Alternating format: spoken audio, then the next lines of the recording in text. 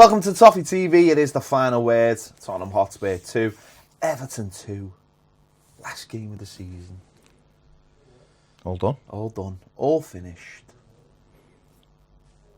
Seemed like a good day, didn't it? Seemed like a good day. Seemed like an enjoyable day for all the Blues who went down there. This video is sponsored by OneFootball. OneFootball's app makes it easier to find all the latest scores, stats, final league tables, and news all in one place. To download the OneFootball app, click the link in the description. Because then you can see all the placings where everyone finished. It's important. Good. It's important. It's important. Especially on the last day. So I've been told it's very, very important.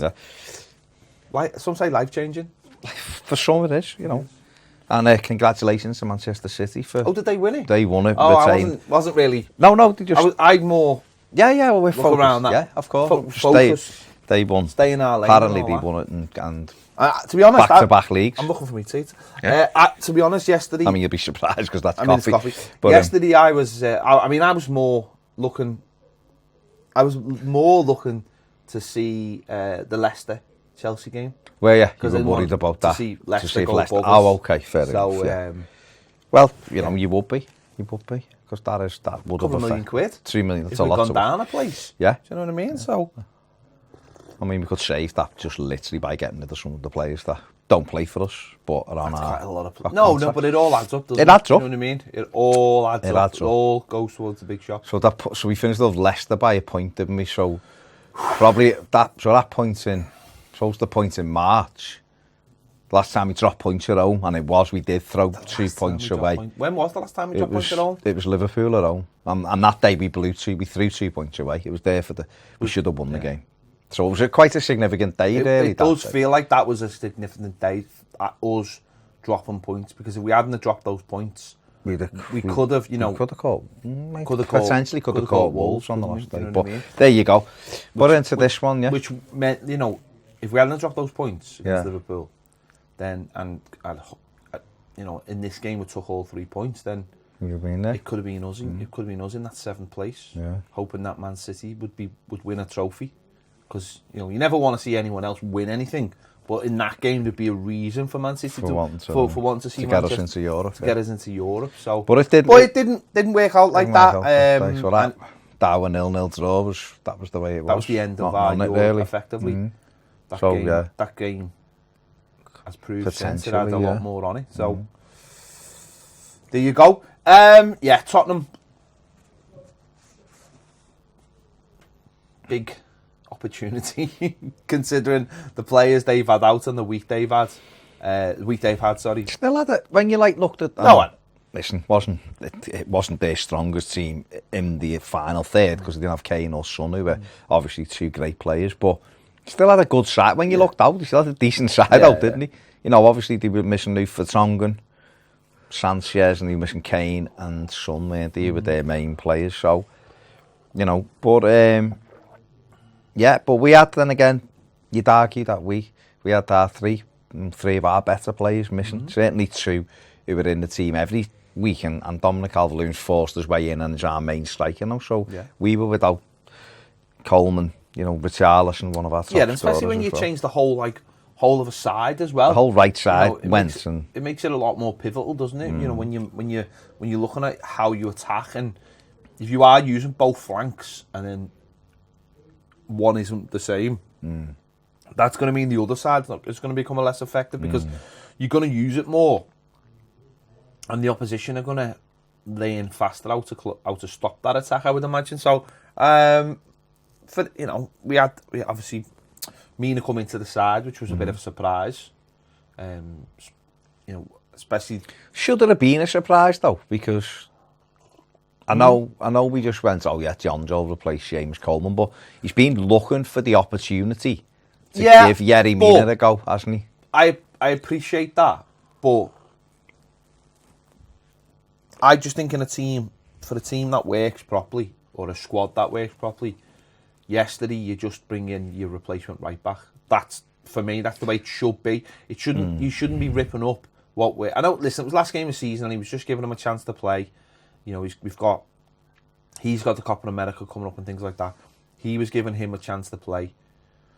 and fair enough. I wasn't greatly surprised. But in a typical game, I don't think that should happen. I think you should try and keep the status quo as much as possible. But he's done that before, hasn't he? You know, Zuma. But he's gone to 3 when he's done that, and he didn't really... Well, at Newcastle he didn't, did he? At Newcastle, Zuma went to right back. Yeah. Didn't work. No, but I'm saying in the game, within the game. But don't forget, this week, we were at Finch Farm on Wednesday and Seamus wasn't training when we were watching them train, so we knew that it was going to be touch. No, I know, but that's why... But what would you rather have? Would you rather see one of your centre-backs come in and break up a partnership that's worked and put someone over to right back? All right, let me throw this at you then, the other side of it. The kid who moved to right back, we don't know, and the chances of us keeping him... Well, no, I know. I said a 50-50, so... Yerry Mina is our centre-back and he's not played a lot. So that could be a centre-back pair next season. But think about what you've just said as well. We put a lad at right-back who doesn't play for us and he's a centre-back. And we stopped our own right-back from playing. So we obviously... No, I know. Yeah. So that's what I'm saying. The bigger picture is that we need a new right-back. Well, we know that. I know, but I know. I'm just confirming that. We know that, don't we? And I think Sunday confirmed it. That he doesn't think John Joe's ready. Now, John Joe might be ready in 12 more months. I don't know. He might never be ready. We don't know. The lad was done, I thought, last season. I thought he'd done okay when he come in. I think this season, he's had a couple of decent games, but other games he's looked exposed. Newcastle away was horrendous. But he was thrown in at 10-3. So there's a lot of there's reasons for that. But...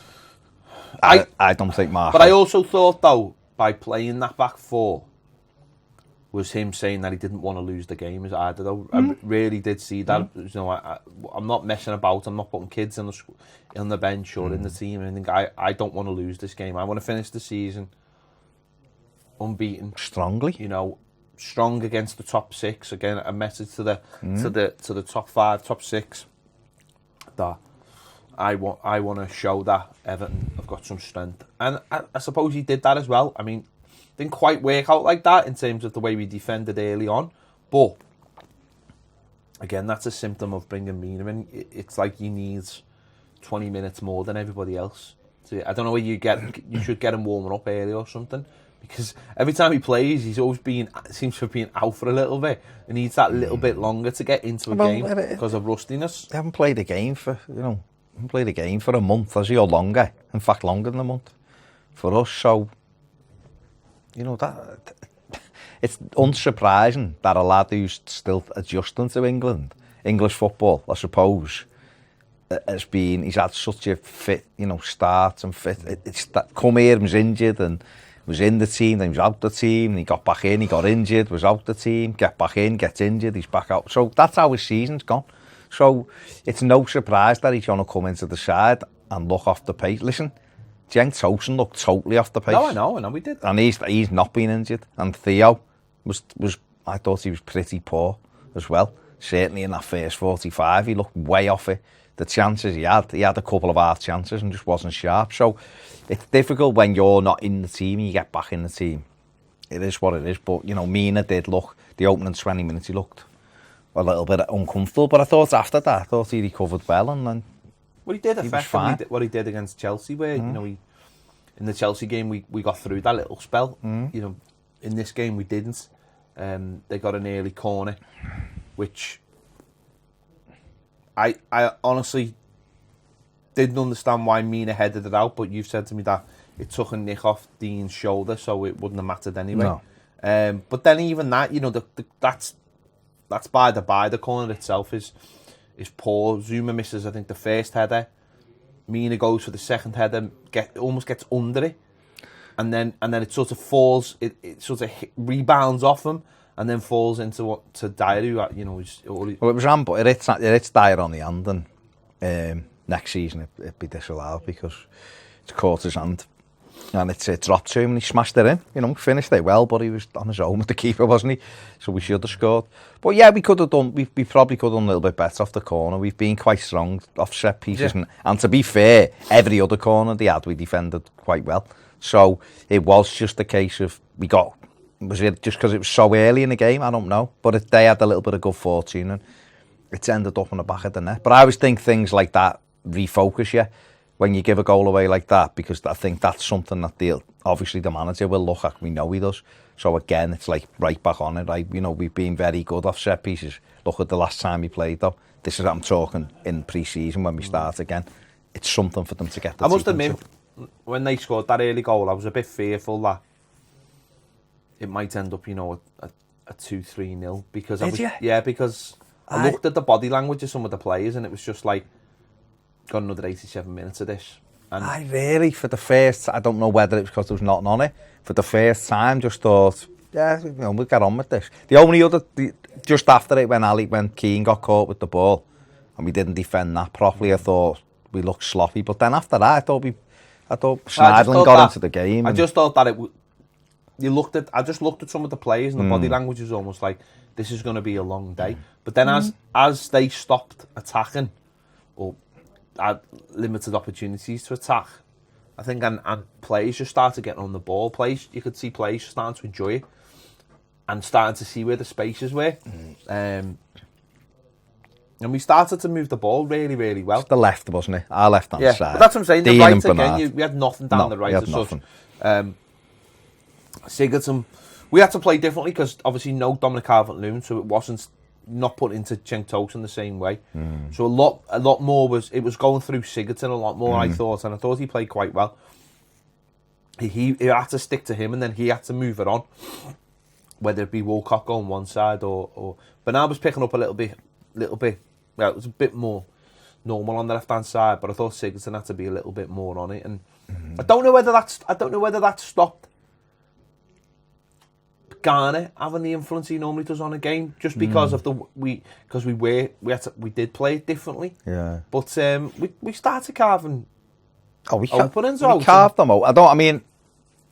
Everyone knows how much I love Bernard. I don't think Bernard had a particularly very good game, but he always creates it. He's always a threat, isn't he? Because he can jink past people, and I think obviously Luca Dean was, he had a decent game as well. But just because we didn't have Dominic Calvert-Lewin making the runs and we didn't have Richarlison, we'd lost something in that final third. Theo, like I said, Tosun, not his fault, just wasn't at the pace of the game, and Walcott just doesn't. I don't know. It's the way he plays isn't what we used to. He's a very singular player. He doesn't. The things he doesn't look for other players to be off him. He doesn't play 1-2s. Players don't typically run past him. Certainly, Kurt Zouma wasn't going to run past them. So he's a very singular player. So you've got the opportunities to find him or put him into space and things like that. I don't know, it's difficult when you've been playing in a certain pattern as well. And to open that up to other players. The whole right-hand side and your centre-forward that has effectively allowed the rest of the team to play in this style. We say it every week. No matter whatever anyone thinks of Dominic Calvert-Lewin, he opens up the pitch for other players to play. That's what he's been doing. But what I would say about Tosun was, when we did get into the areas, he was in the right places. But that's him. In the bottom. He had one. He tried to flick and he should have really gone for it. He miskicked another. He held one up brilliantly for Walcott, and Walcott slide shot, which he should have, he's lost his footing almost when he should have been, ready to hit it. There was one in the first half towards the end of the half. We made a great little move and it went to Walcott, and instead of attacking the space, he checks back all the time, and you're like, your best outlet is just running after the ball because you're quick. Get into the box where they can't lay a finger on you, and he doesn't. He goes and stops and comes back inside, and it felt a little bit like that in the first half. Bernard thought he hit the post, but Lloris gets a hand on it, didn't he? It was a good save. And we had Michael Keane had a couple of headers off set pieces. One really good header that he should have done better. Great delivery from Sigurdsson. It was. And he's got a free header and effectively inside. It was straight at the keeper, wasn't it? If he'd have headed either side, I think. And the other one, it's got all the pace on it. And if he gets good connection, he's just not very good in the air when it comes to directing headers. He's good defensively. He's not. He should be better. The size of him, when he gets up, he should be scoring 5, 6, 7s for the size of him. He wins a lot. But I think once Dele Alli had that shot that went over, they didn't really do anything after. I think Everton shut them down. I think Morgan Schneiderlin done well. I think Garner, them two, in terms of defensively, done well. I know what you're saying about Garner. Going forward, he couldn't really get into the game. Yeah. Hence why the manager took him off in the second half. But what I did think was good about Everton was the fact that we conceded that goal so early. We didn't let our heads drop, and we still continued to try to attack them. And we finished the first half with 10 attempts at goal. Away from home against Spurs. So, and I know they had a big effort on Wednesday night, and they had a few players out. But so what? We had a few players out. We still got to go and perform, and I thought we did okay. So at half time, we're 1-0 down. I was thinking we can still win this game, because I wasn't worried about anything they had. I was thinking we just got to take a bit more care. I think if we had, I know it's easy to say after the game, they could say exactly the same. If they'd have had Kane and Son, but if we'd have had Richarlison and Calvert-Lewin, I think we win that game. I really do. I think we win that game comfortably. But they could, like I said, they could probably say the same with Kane and Son on the side. That they'd have been more dangerous. But we got in 1-0, and I thought we were okay. Yeah, I think it's more the attitude, isn't it? The play isn't to play, go to what looks like an absolutely fantastic ground, and you're playing against good players and the team who have finished in the top four, and so you're playing. I think the best thing is we're playing the way we want to play. We're not being necessarily dictated to by anyone else. Yeah, and I think that's a big thing, isn't it? I think that is a big thing. It's that's a belief in and it doesn't matter who you're playing or at what time you're playing them. In terms of in the season, if you play the football and you believe in it, and you've got a little bit of a patience to you, that's the only thing that's going to get you up the league. Yeah. Because you can play effective football, but it's only going to get you so far. And this is something, you go back 12 months, we'd be coming off the feet of West Ham away, and we're all looking at it, and we're all a little bit miserable. Depressed. Well, we were waiting for the announcements. Yeah, but weren't we? Now, at least, you look at it now and say, you know what, the players, the way the manager wants them to play, they seem to enjoy, they seem to understand. If new players came into this team, I think they'd adapt to it. And obviously there'd be less players to adapt to it as well. So from that point of view, I think we all feel like this could be the beginning of something. I know other teams in the Premier League will feel exactly the same after their seasons. Wolves and Leicester, certainly the two that will are positioned sort of in the same place. But what can you can't worry about other teams. You can only worry about yourself getting better. You can't worry about other teams getting better. You can only worry about yourselves getting better, and obviously bringing in the right people. I don't worry about Wolves or Leicester, to be honest. I think both Wolves have been fantastic this season, but if they at their peak, who knows? We won't know, will we? If they bide really well in the summer, then they might be there. But like you say, we only have to play them twice a season. You can only worry about yourselves, and that's it. You can only worry about what you're watching. We're talking about evidence here, what we're seeing, and since that Watford game, our trajectory's been that again. So I mean, second half we come out and it was pretty much a lot of the same, wasn't it? There was Tottenham very rarely made Jordan Pickford make a save. No. And it was a game that was probably just piecing out a little bit, and obviously we decided to make a couple of subs. Were you surprised he took Garner off? At the time, because it was about 55 minutes, wasn't it, when he took him off? He went for a bit more attack. I was probably surprised he took Bernardo. I thought Walcott but took I think off. The fact that maybe he just thought he'd seen that Spurs where the midfielders weren't really tracking back, and if we could go through them at pace, it might change it up a little bit, and rather than going outside, come inside, and that's what Lookman can do. I thought Lookman played very well. Walcott's direct anyway, so maybe he was looking for that more. Maybe he thought, well, in the last 15-20 minutes, having a more direct style against tired and legs would be better than players with a little bit more tricky that can hold. Certainly going on the outside, you know what I mean? And it did work. You've seen Lookman get the ball, come inside, start the attack for Walcott's goal, and Walcott gets inside. Sigurdsson holds it up brilliantly. He does look like he sort of slips when he takes the shot, but it he ends up does. in the corner. Stays in the corner, doesn't he? Sigurdsson, I thought, was going to hit it. Yeah, it looked like he was just going to whack it at your box, and then he just edge it box, and then he just rolled it into Walcott. And he does well, goes on the outside, cuts back in, and he slips, but he steers it beyond the reach, and the crowd went ballistic, didn't he? It was great, and you just thought, we deserved that. Yeah. They were pegged right back. They couldn't have any complaints. They couldn't get out their own half at one stage, so. Substitutions worked, and obviously Gomez in there, just being able to put a foot on the ball, give them a problem going the other way. But he wasn't as influential as he has been at all. You could tell he hadn't played for a few weeks either. He looked a bit like he wasn't up to pace. But we then break in, straight away. Luca Dean coming down the left, puts a lovely cross in, which is dealt with a bit weirdly by Wanyama, looked like his arm. But because there was Totems in there, wasn't he? And from that resulting corner, Michael Keane does exactly what you say he should be doing. Get up, good header. Lloris makes a really good save. And where I don't think Dominic Calvert-Lewin would have been, Cenk Tosun was. Lookman pokes it goalwards, and Tosun scrappily puts it in. And, it's way over the line, isn't it? It doesn't even need the referee's watch. But great, poaching by Cenk Tosun, and that's what you want, don't you? Well, that's the difference, isn't it? You are right. Dom would be more likely to be going for the header, which is probably what he should be doing. And we've seen in the last few weeks we've benefited massively from him winning the headers.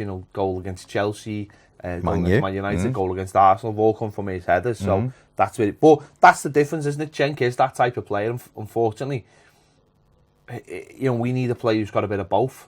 That's the ultimate, isn't it? If you're going to play one up front, you need a player. Do you think there's any way we could play with two of them? No, not with him. No. So essentially, he's done, isn't he? Well, he's done in terms of that style.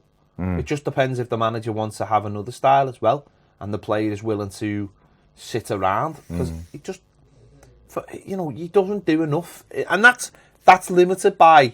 The ground he can cover, and we've had this conversation loads of times. It's just. It was great to see him score, though. I was made up for him because it wasn't the winner.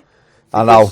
I was just made up for him because he has he has had to bide his time, and he always looks like he wants to do well, and he comes and he works hard. I'd never say he doesn't put him. He does work hard. It's just that he's not as effective as Dominic Calvert-Lewin. He's not quick enough. He's not mobile enough, And the Premier League is fast, isn't it? It's about pace. But also, though, if you're him, he reminds me. I think he reminds me a little of when Jelavic, when it clicked. Like, you can imagine him going on a little glut of gold. Everything clicked. But does that make him a good all-round striker, or is he just in good form?